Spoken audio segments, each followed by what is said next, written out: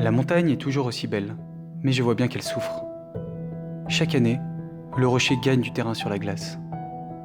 Avec Ludovic Ravanel, guide et scientifique, je devrais en apprendre plus sur l'état de santé du massif du Mont Blanc. Lui, c'est le docteur des Alpes. Alors Ludo, là, on voit vraiment la face nord de l'aiguille du Midi qui est toute grise aujourd'hui.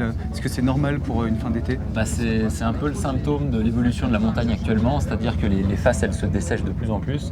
Et là c'est vrai que en cette fin d'été caniculaire, ça a tendance à assécher complètement la paroi, ce qui fait qu'hormis les petits glaciers suspendus que tu as dans la partie haute, tu n'as quasiment plus de neige ni de glace dans cette paroi. En quoi consiste le métier de géomorphologue que tu fais ici dans cette magnifique vallée? Alors la géomorphologie, c'est une discipline qui est un petit peu à cheval entre la géographie physique et la géologie. Et notre objectif primaire, c'est d'expliquer les paysages. Et donc moi, je m'intéresse au milieu de haute montagne, et en particulier tout ce qui se casse la figure au-delà de 2000 mètres d'altitude. Oui, parce que toi, tu as la double compétence, tu es guide et scientifique à la fois. Voilà, moi ça me permet effectivement d'aller sur des terrains que tout le monde ne fréquente pas forcément, pour aller mettre des capteurs, pour faire des observations. Et c'est justement ce type de capteur qu'on va aller observer aujourd'hui. Et on va aller voir si on a des données un petit peu fraîches.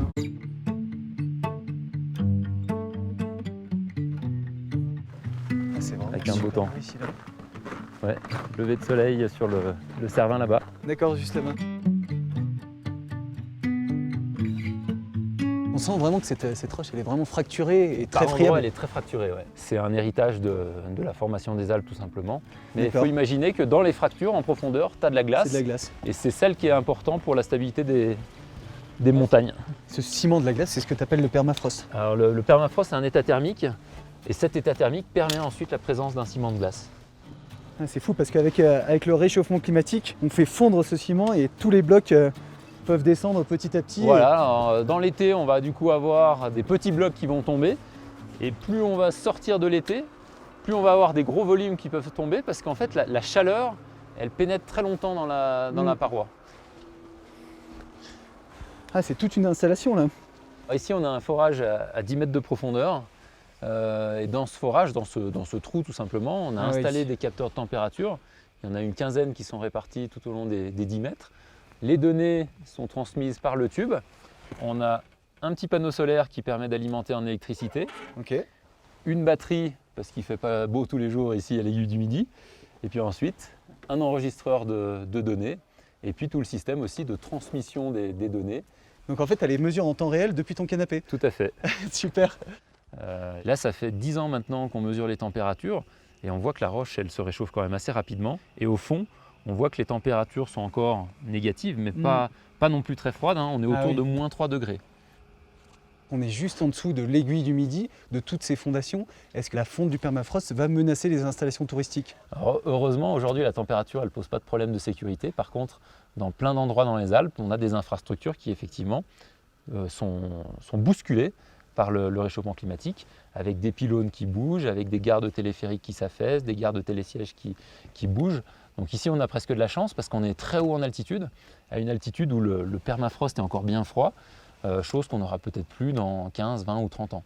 Donc c'est pour ça qu'il faut suivre ces phénomènes de manière très précise. En fait, c'est un peu comme si tu étais un médecin avec un stéthoscope, tu auscultes ton patient et tu sens vraiment s'il a de la fièvre ou pas. Tu le sens vivre, exactement. C'est la fièvre de l'aiguille du Midi. C'est ça. Allez, on peut essayer d'y aller. Hop là. Hop. Ouais, super. Vas-y. Cours. Hop là. Super. Magnifique.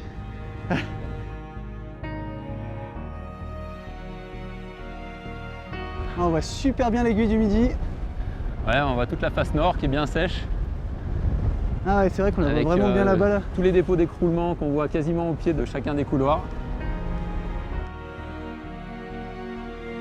Et toi, Ludo, en tant qu'habitant de la vallée de Chamonix depuis des dizaines d'années, est-ce qu'à ton échelle, tu as vu des changements déjà? Ah bah oui, regarde là, on va survoler le glacier des Bossons. Le glacier des Bossons, quand j'étais petit, j'allais chercher mon père qui finissait ses écoles de glace sur la partie plate là-bas en bas, entre les moraines. D'accord. Aujourd'hui, on voit où le front du glacier est situé. C'est juste un changement hallucinant. Ah, donc tu veux dire que le glacier des Bossons, quand tu étais petit, il arrivait jusqu'en dessous là-bas? Exactement, voilà, au niveau du bas de la forêt. Alors en longueur, on a perdu plus de 500 mètres. Plus de 500 mètres. Ah, je me suis toujours demandé si les alpinistes de l'âge d'or de l'alpinisme en 1850-1860 revenaient ici et voyaient l'état de la montagne, ils ne comprendraient pas. Très clairement, ce serait inenvisageable pour les gens. Ça. Surtout qu'à l'époque, il y a encore un siècle et demi, les glaciers réavançaient. Eux, ils avaient plutôt peur à l'époque du front du glacier qui réavançait et non pas du glacier qui recule. C'est magnifique là, on est vraiment pas dans mal, les ouais. glaciers. Ouais. C'est vraiment super beau. Ce rôle de scientifique et de géomorphologue, comme on voyait tout à l'heure quand on était sur la paroi, il est vraiment un rôle clé pour prendre le pouls de notre Terre. Ah bah tout à fait, c'est notre rôle d'ailleurs de récupérer de la donnée, de les analyser pour envisager la manière dont la montagne va évoluer sur ces prochaines années, prochaines décennies. Et c'est sûr que compte tenu de ce que nous prévoient les climatologues, ça va évoluer très vite. Non mais t'aurais pu faire un effort pour me poser chez moi quand même, j'habite pas loin. T'es où? T'es juste à côté? Ouais. Ah ouais, excellent.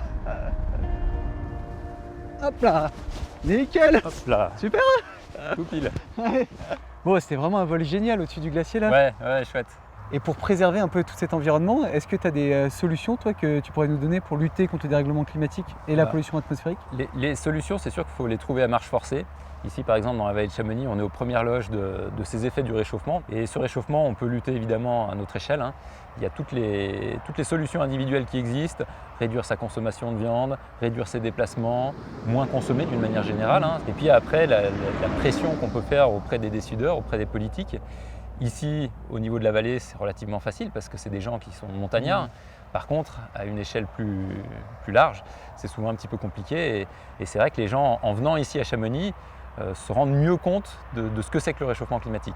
Quand on est en ville, on a souvent un petit peu de mal. Merci beaucoup en tout cas Ludo. Merci à vous.